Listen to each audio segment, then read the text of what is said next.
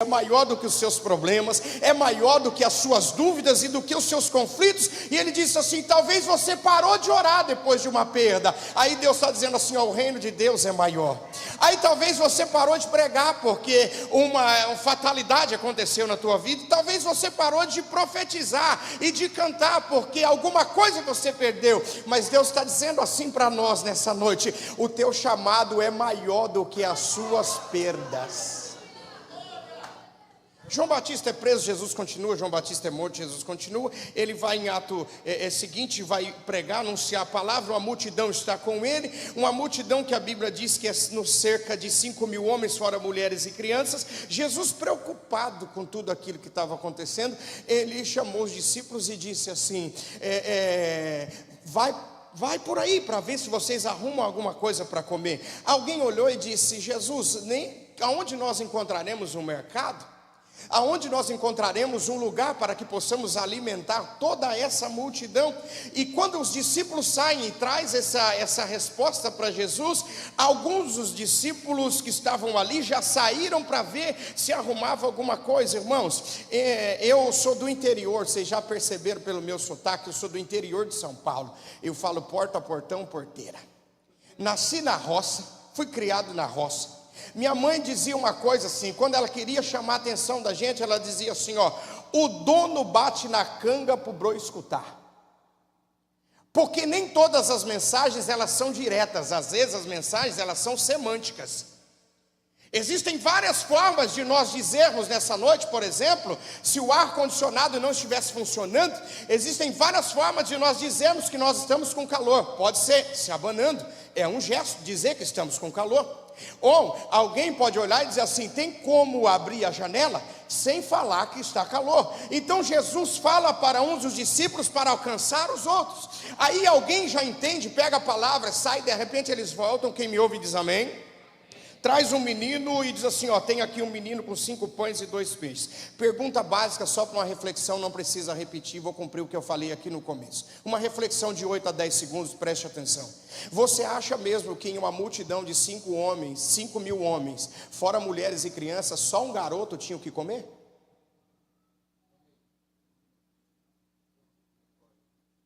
Uma multidão de 5.000 homens, fora mulheres e crianças, vocês acham mesmo que só um garoto tinha o que comer?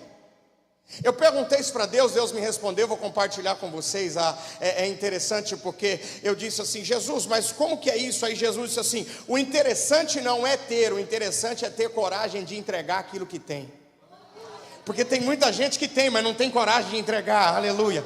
Tem pessoas que até vêm para a igreja, mas não tem coragem de se entregar para Jesus. Tem pessoas que até se entregam, mas não tem coragem de batizar. Tem pessoa que até se batiza, mas não tem coragem de ajudar, aleluia. Então Jesus está dizendo assim: ó, você precisa se entregar por inteiro. Você precisa ter coragem de pertencer ao reino de Deus. Porque pertencer vai além de participar ou de estar. O tempo passa, Jesus alimenta toda aquela multidão, verso de número 22, e depois dessas coisas Jesus ordenou aos discípulos que entrassem no barco e passassem para o outro lado.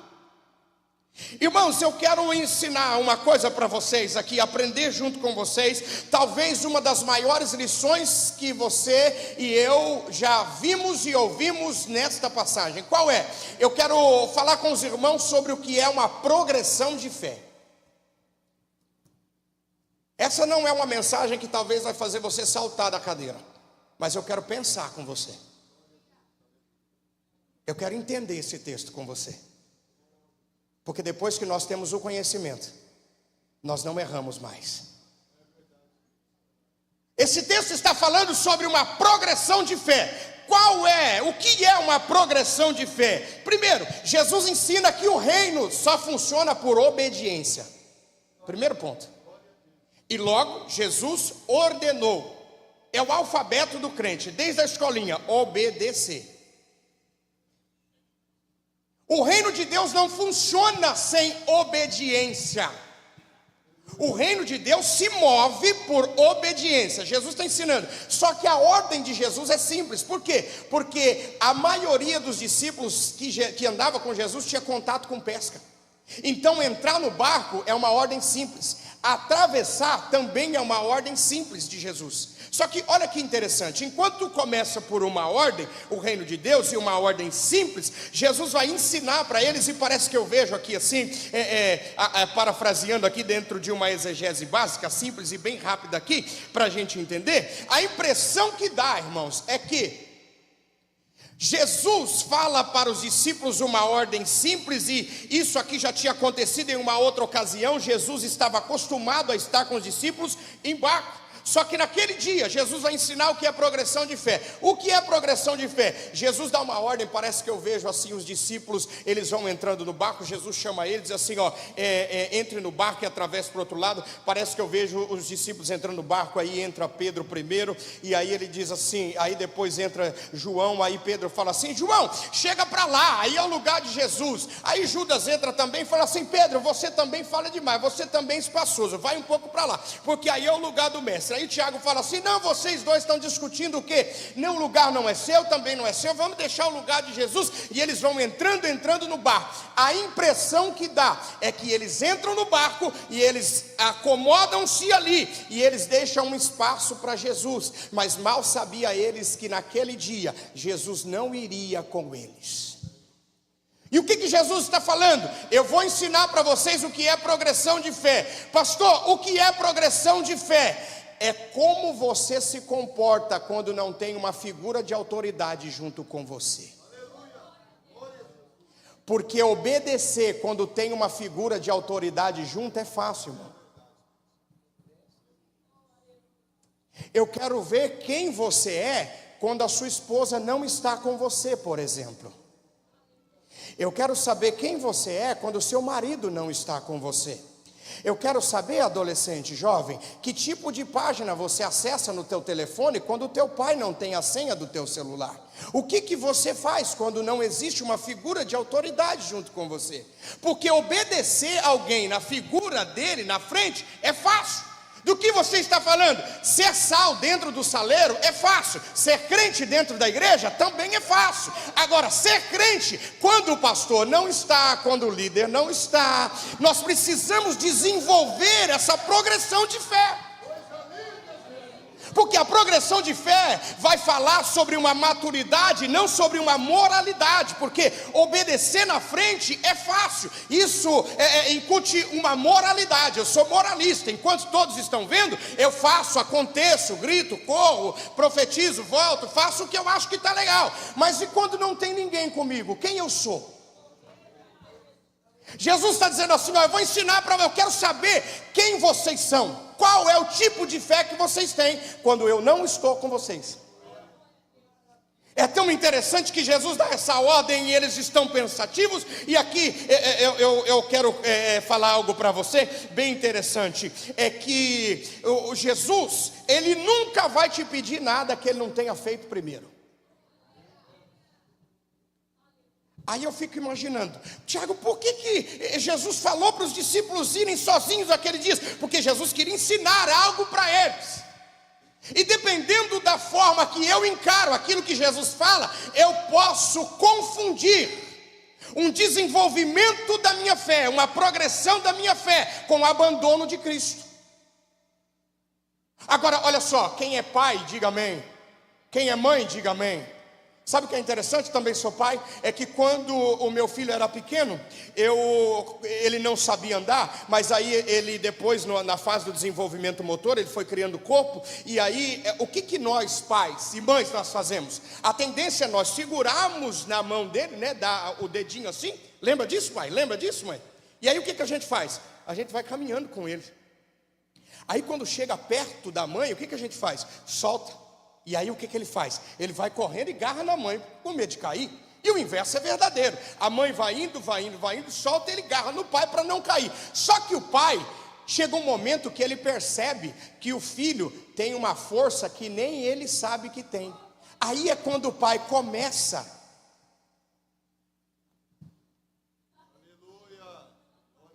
É o pai confiando no filho mais do que ele mesmo. Por quê? O pai é o único que sabe da nossa força que nem nós sabemos. Aleluia. Jesus acredita mais em nós do que nós mesmos. Então o que isso significa? Não é abandono, é uma progressão de fé. É Jesus dizendo assim, ó, eu confio mais em você do que você imagina. É Jesus olhando para dentro de nós, e aí cumprindo-se aquele texto que diz assim, ó, eu sou fraco, não, mas o meu poder se aperfeiçoa na fraqueza. Quando você pensa que está fraco, é aí que você está forte. Quando você pensa que você está forte, é aí que você está fraco, porque o meu poder se aperfeiçoa na fraqueza. Palavra de Deus para alguém: Jesus nunca te abandonou, Deus nunca te esqueceu, pelo contrário, Ele acreditou tanto em você, que Ele disse assim, ó, te dou apenas uma palavra, vai. Os discípulos entram no barco, olho no texto, eles entram no barco para atravessar, enquanto Jesus despede a multidão, verso 23, e despedida a multidão, Jesus subiu no monte para orar, à parte, e já era tarde, e ele foi ali orar sozinho. Isso significa que sempre há tempo para orar. Aleluia. Entretanto, verso 24, o barco já estava no meio do mar, sendo açoitado pelas ondas, porque o vento era contrário. Entretanto, o barco já estava no meio do mar, sendo açoitado pelas ondas, porque o vento era contrário. Causa e efeito. Eles entram no barco e eles começam a remar. Eles vão remando, remando, remando. A Bíblia diz que chega no meio do mar, verso 24, os açoites vêm através das ondas. O vento é contrário, então parece que, pela didática aqui simples, se eles remavam uma para frente, o vento era contrário, mandava um pouco para trás. Eles remavam outra vez, as ondas batiam, mas desde o começo eles estão remando, remando, as ondas vêm, eles continuam. O açoite vem, eles continuam. Por que, Tiago, tem ondas e tem açoites? Porque a partir do momento que você decide obedecer uma ordem direta de Jesus, tudo se torna contrário. Já percebeu? Uma vez, irmãos, quem me ouve diz amém. Um irmão chegou para mim, eu não sei se isso já aconteceu aqui nesta igreja, ou se isso já aconteceu com você. Um irmão me procurou e disse, pastor, eu vim falar com o senhor porque eu vou parar de vir à igreja. Eu disse, ok, irmão, você vai parar? Ele disse, eu vou parar. Eu estava até meio com vergonha de dizer isso, mas eu vou parar de vir à igreja. Eu pelo menos vim aqui falar com o senhor, mas eu vou parar de vir à igreja. Eu disse, tá bom, irmão, mas o que aconteceu? Ele falou assim, eu tenho até vergonha de falar, pastor. Eu disse, não, fica tranquilo, pode falar. Aí ele disse assim, sabe o que é, pastor? É que a impressão que eu tenho é de que quando eu aceitei Jesus, a partir do momento que eu aceitei Jesus, parece que as coisas começaram a piorar na minha vida. Parece que quando eu estava no mundo, estava tudo indo bem. Foi só eu vir para a igreja, parece que as coisas começaram a dar errado. Foi só eu começar a ser dizimista, eu perdi o emprego. Eu não sei o que está acontecendo. Aí veio uma voz na minha cabeça e eu comecei a lutar, eu comecei a ter um conflito. E eu disse assim, ó, eu acho que é melhor eu parar, porque quando eu não estava na igreja, estava tudo bem. Aí eu olhei para ele e falei assim, não, meu irmão, sabe o que é? É que outrora, eu e você, nós éramos tão cegos que nós não conseguíamos enxergar o quão fundo era a lama que nós estávamos. Mas agora Jesus nos limpou e nós temos a capacidade de entender tudo o que está acontecendo. Mas independente dos conflitos, continue. Independente da provação, continue. Por quê? Porque quando você decide aceitar Jesus, quando você decide procurar Jesus, irmão, não é fácil. Pode perguntar para pelo menos uns 5 crentes se a vida dele é fácil, se é fácil ser cristão. Se alguém chegou para você e disse assim, ó, aceite a Jesus e nunca mais você vai ter problema. Ah, irmão, esse cara mentiu muito para você. Se alguém disse para você que servia a Deus, nunca mais você ia sofrer, não acredite, porque esse não é o evangelho verdadeiro. Tiago, então como que funciona? Quer dizer que servir a Deus então é um sofrimento contínuo? Não. No evangelho de Cristo, a gente não vem para parar de sofrer. No evangelho de Cristo, a gente vem aprender a sofrer para não parar. Tem ondas, mas eles remam. Tem conflito, mas eles estão remando. Tem dificuldade, mas eles estão remando. Independente do conflito, continue remando. Independente das crises, continue remando. Pastor, mas eu sou ansioso. Continua remando. Pastor, mas parece que a minha casa está de ponta cabeça. Continua remando. Pastor, parece que não vai virar mais nada. Continua remando. Tem açoite. Continua remando. Pastor, está doendo. Continua remando. Pastor, eu estou chorando nos últimos meses e parece que nada vai funcionar. Continua remando em nome de Jesus. A irmã cantava e ela dizia: há gemidos que palavras não podem explicar, e me leva, ó Pai, às minhas intercessões, quando eu dobro os meus joelhos em meio às tribulações, Ele ouve o gemido do meu coração. Ó Jesus, a Ti confesso, não dá para viver sem sentir Tua presença no meu ser. Sou eterno dependente, ser humano tão carente. Estou de novo aqui e quero Teu poder. Quem sabe adora em nome de Jesus. Ainda que para Te servir, Jesus, eu tenha aqui. Continua remando, irmão. Continua remando. Pastor, está doendo. Continua remando.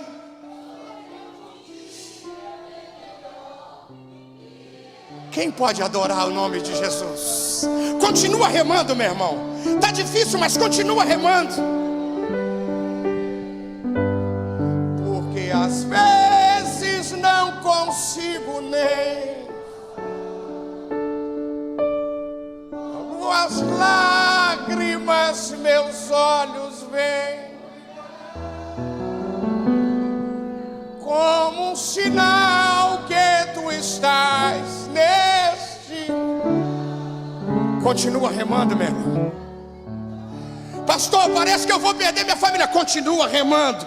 Pastor, meu filho só tem hora para sair, não tem hora para voltar. Continua orando, continua remando. Continua mais um pouco em nome de Jesus. O vento era contrário, mas eles remavam. Os açoites vinham, mas eles remavam, diz o texto. Verso 25, mas, vírgula. E eu libero uma palavra profética para alguém. Para cada açoite, para cada vento contrário, tem um mas de Deus. Aleluia.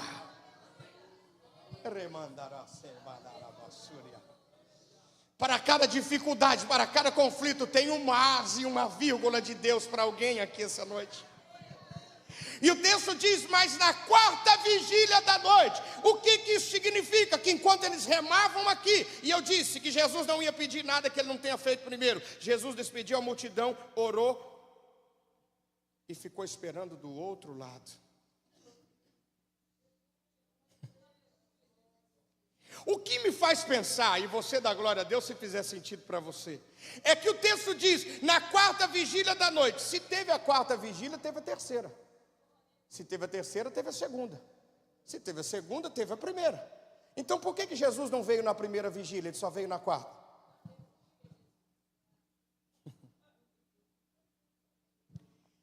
É porque Deus sabe até onde você aguenta remar. Porque isso aqui não cabe dentro da caixa da teologia, é profético para nós aqui essa noite. É que a primeira vigília simboliza o primeiro amor. Você lembra como você era quando você chegou aqui? Você lembra quando você era no primeiro amor? Você lembra? o quanto você orava, o quanto você jejuava, o quanto você lia a Bíblia. Lembra, você não perdia nenhum culto, lembra? Tudo que acontecia, você ia para cima, você não perdia nada. Você sempre estava aqui, aquele primeiro amor, você enfrentava tudo e todos. Tinha sorte, você remava. Tinha vento contrário, você continuava remando. É só você fazer uma retrospectiva rápida aí dentro de você e ver se desde quando você aceitou Jesus, se você melhorou ou piorou.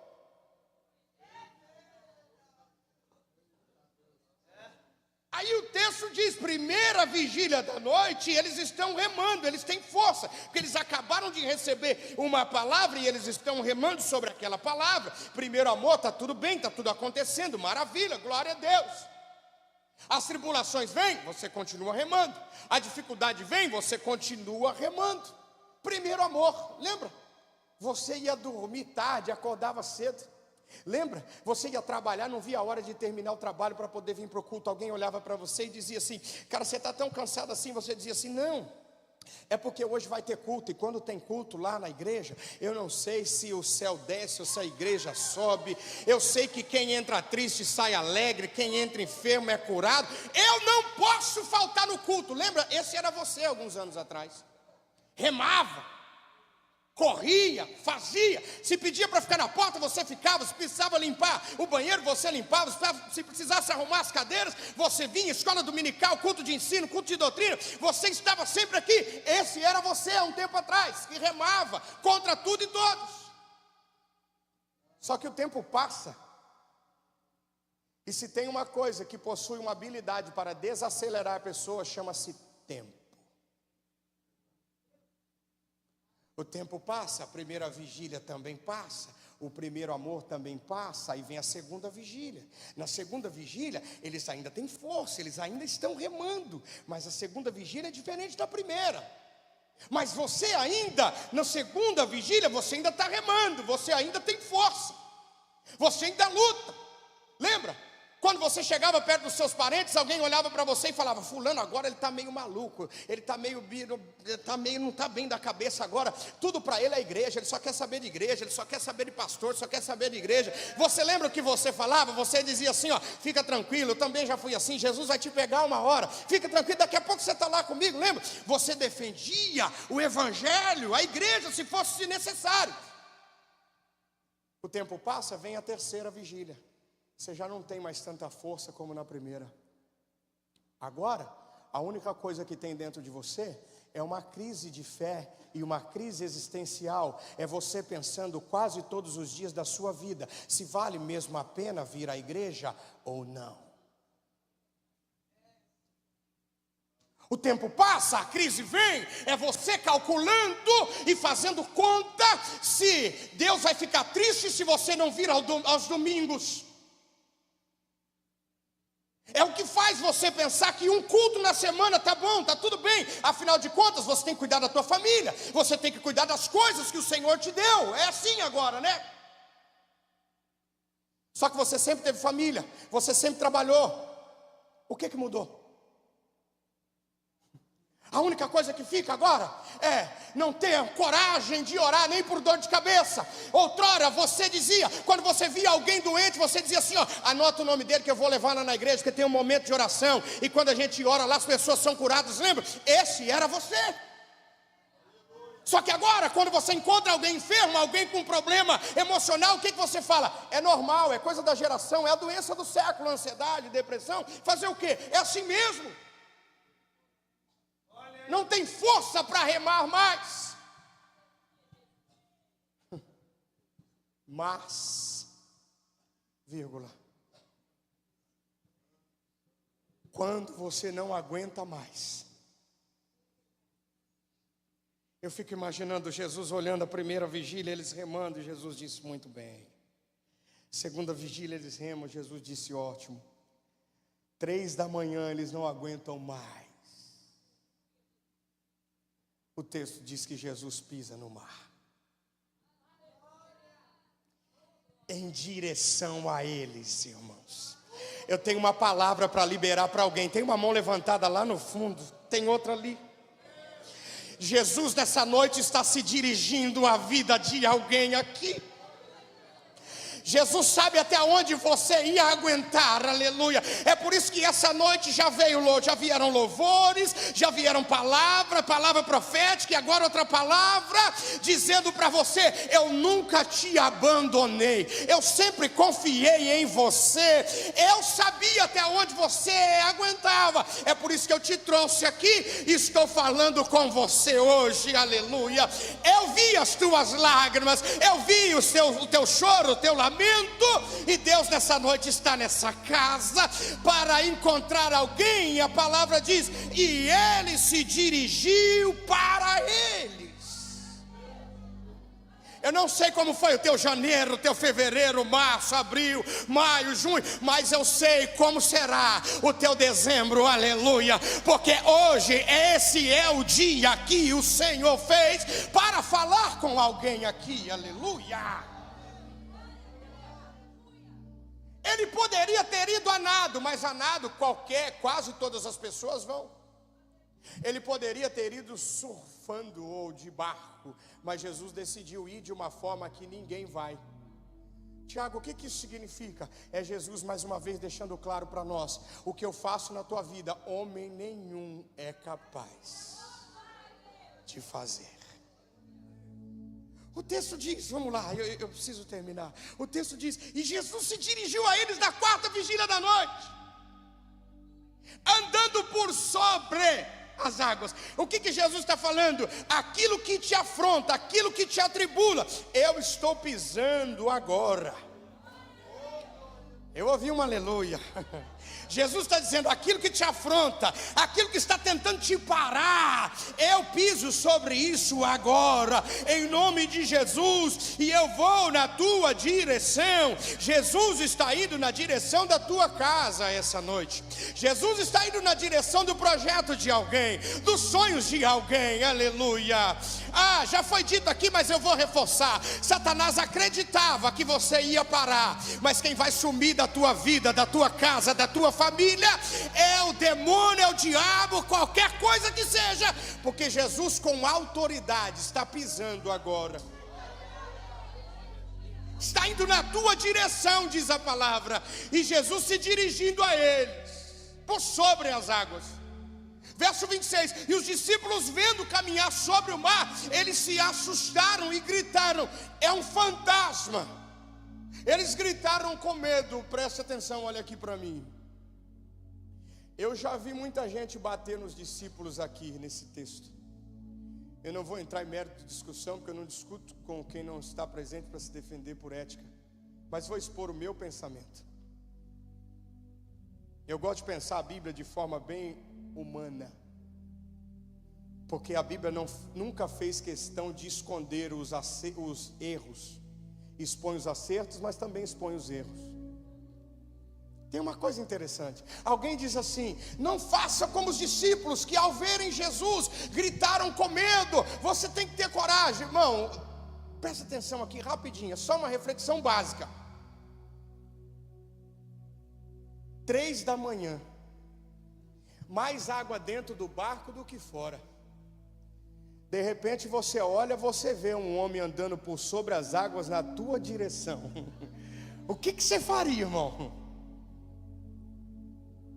A água, tudo quebrando dentro do barco ali, quase virando tudo. Você ora, tem um homem na tua direção. Será que você seria tão corajoso assim de olhar e dizer: Jesus, que mal, Senhor, olha que bem, eu estava esperando o Senhor, olha que maravilha, que bênção, ainda bem que o Senhor apareceu. Olha, 3 da manhã, poderia ter vindo meia-noite. A Bíblia não faz questão de esconder as nossas limitações, que é para nós entendermos que nunca foi nós, sempre foi Ele. Eu gosto de um pedacinho daquele hino que alguém cantou um dia e disse assim: ó, se Deus puxar da tomada, não canta, não prega, não faz mais nada. Eles gritaram com medo. Humanidade. Pergunto aos irmãos e começo a encerrar aqui: quem de nós nunca se abalou?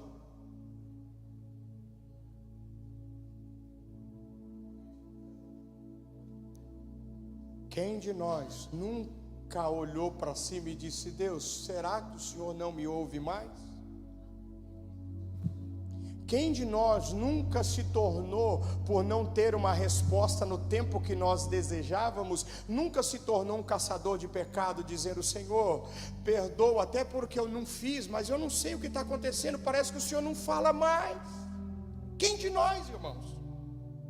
A humanidade é exposta aqui.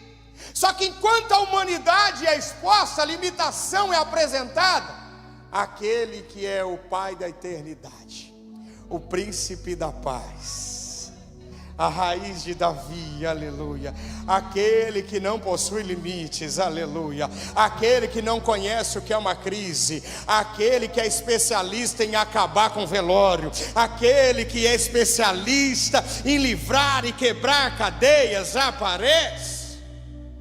Jesus olhou e disse: não temas, sou eu. Eu quem? O mesmo, o que te fez a promessa. Ele está dizendo para alguém aqui: ei, fique tranquilo, sou eu. Aí você diz: sou eu quem? Aí ele diz: o mesmo que te prometeu há 10 anos atrás que ia salvar a tua casa, que ia resgatar a tua vida, aleluia. O mesmo que te prometeu, sou eu, o mesmo. Pedro olhou e disse: se é o Senhor, então permita que eu vá até ti. E aqui entra uma coisa interessante. Se é o Senhor, permita que eu vá até ti por sobre as águas. Irmãos, uma coisa, um aprendizado aqui rápido. Se nós temos ousadia para perguntar, nós precisamos também ter ousadia para ouvir a resposta. Porque perguntar, levantar a cabeça, estufar o peito e dizer: Deus, fala comigo, ou o Senhor vai me perder. E ele aparece, por exemplo, trazendo uma palavra como essa. Porque se você tem coragem de perguntar, você também tem que ter coragem para esperar a resposta. Ele olhou e disse: se é o Senhor, então permita que eu vá até ti. Por que ele perguntou? Jesus olhou e uma palavra ele disse: se tem coragem? Jesus está perguntando para nós essa noite: você tem coragem de viver tudo que você orou esse ano? Entra, sai do barco, irmão. Não foi você que falou que esse ano você ia se entregar para Ele? Não foi você que disse que depois que Deus prosperasse a tua vida, você ia ser outro? Não foi você que disse que depois que Deus te desse um casamento, você nunca mais ia sair da igreja? Cadê você, meu irmão? Não foi você que fez propósito com Deus, dizendo: se o Senhor fizer tal coisa, eu vou fazer isso? Cadê você, meu querido?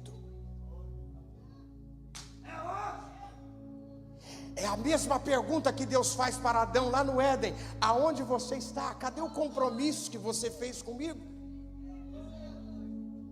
Já falei com o pastor, ele autorizou. Fique em pé, por favor, em nome de Jesus.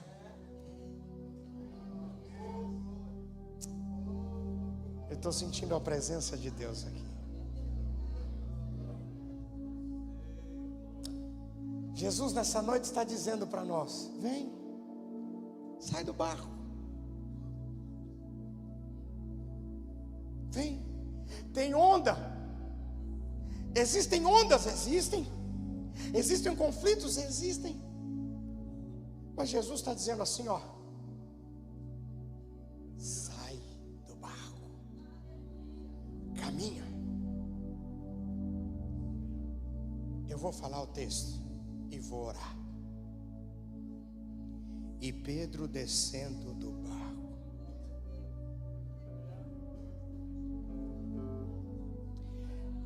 andou por sobre as águas para ir ter com Jesus.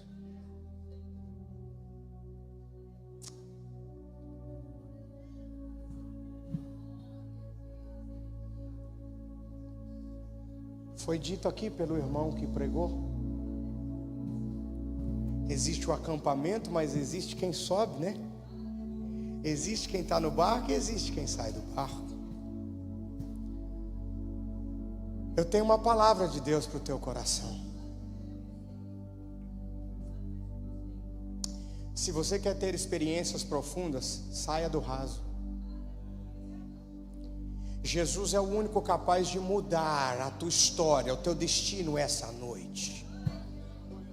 Jesus é o único aqui nessa noite capaz de mudar aquilo que não aconteceu em 11 meses atrás. Jesus é capaz de mudar.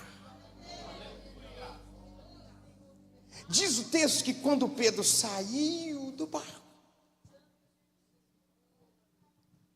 eu vou encerrar aqui, mas eu quero orar com você.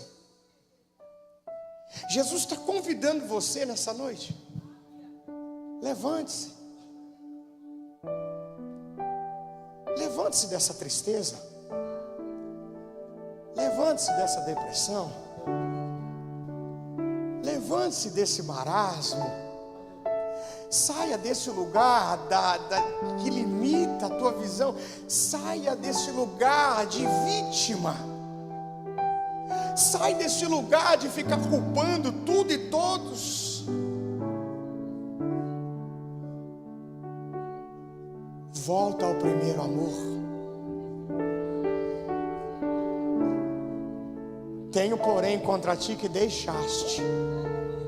Jesus está nos chamando para termos o coração aquecido, fervendo pela palavra, aleluia, com desejo de evangelizar cada vez mais, de orar mais, aleluia.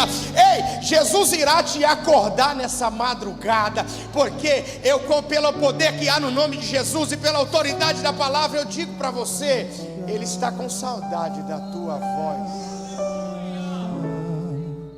Se você puder e quiser, feche os seus olhos. Pai, em nome de Jesus,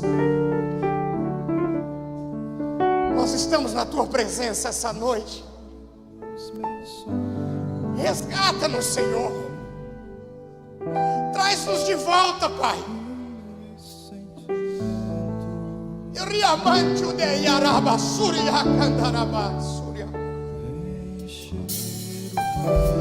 Senhor, as ondas estão doendo, Pai.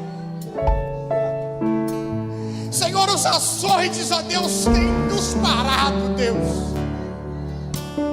Senhor, as complicações da vida, as surpresas, as eventualidades, Senhor, está doendo, Pai. Nos socorre nessa noite. Senhor, nos fortalece, resgata esse pai de família essa noite, Pai. Senhor, sustenta essa mulher que ora pela família, que ora pelo filho, que ora desesperada, Senhor, para tentar manter a família, Pai, em nome de Jesus. Senhor, sustenta essa mulher. Senhor, socorre esse adolescente, esse jovem, Pai. Está lutando contra o vício, Senhor. O mundo está tentando tragar a vida dele, oferecendo vício, oferecendo promiscuidade, Pai. Em nome de Jesus, Senhor, renova esse adolescente, renova esse jovem agora. Encha ele do teu espírito, Senhor, para que ele possa suportar, ó Deus, os prazeres, os banquetes. Renova-me, oh Deus, Senhor.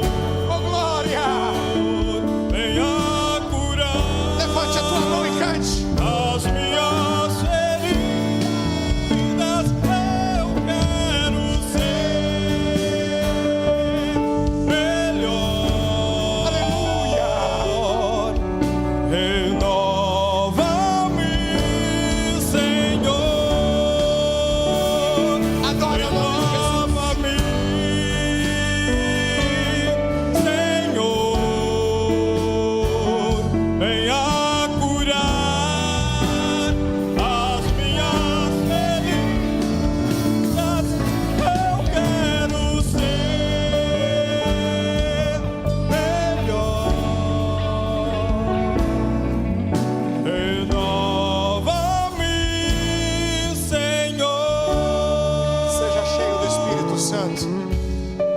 Venha cheio do Espírito Santo.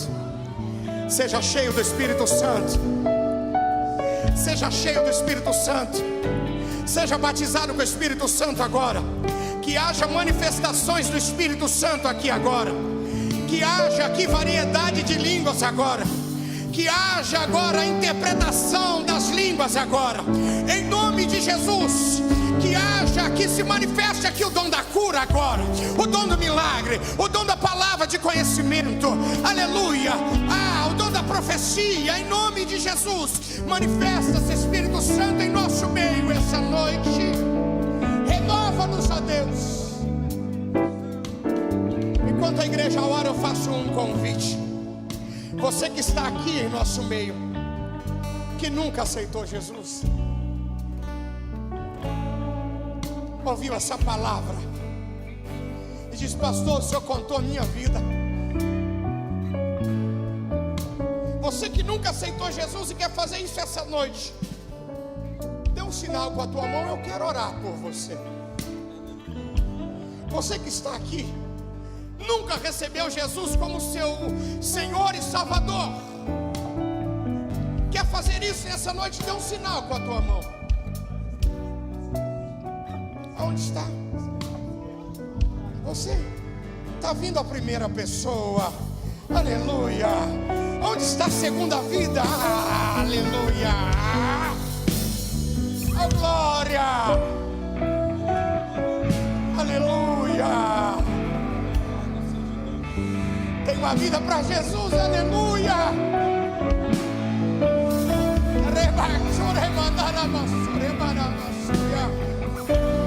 Oh, glória. Onde está a segunda vida para Jesus? Você que estava afastado dos caminhos do Senhor. Pastor, eu acho que eu me perdi, eu não sei aonde, mas eu só sei que eu me perdi. Eu estou falando aqui, o teu coração está acelerado e você está perguntando: será que é comigo? É com você mesmo. A minha perna está tremendo, é comigo, pastor? É com você. Sai correndo do teu lugar e vem aqui na frente, eu quero orar por você. Nós vamos orar pela tua vida. Onde está você que quer voltar para os caminhos do Senhor? Dê um sinal com a tua mão. Nós vamos orar por você. Aleluia. Aleluia. Aleluia. Renova-me, Senhor. Louve ao Senhor. Venha curar, aleluia, as minhas feridas. Eu quero ser melhor, Aleluia. renova-me, Senhor. Levante a sua mão ao céu e adore. Renova-me, Receba o renovo de Deus. Senhor. Receba vigor. Aleluia. Venha curar, Receba graça para enfrentar mais uma semana. Aleluia. Receba cura. quero ser Oh, glória. melhor. Aleluia.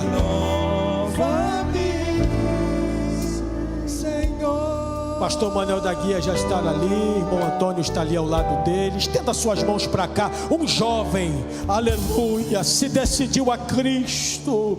Aleluia, podemos dizer, como na casa de Zaqueu, hoje veio salvação a esta casa, porque este também é filho de Davi. Estenda suas mãos para cá, aleluia. Senhor, nós apresentamos esta vida a Ti, que está abraçada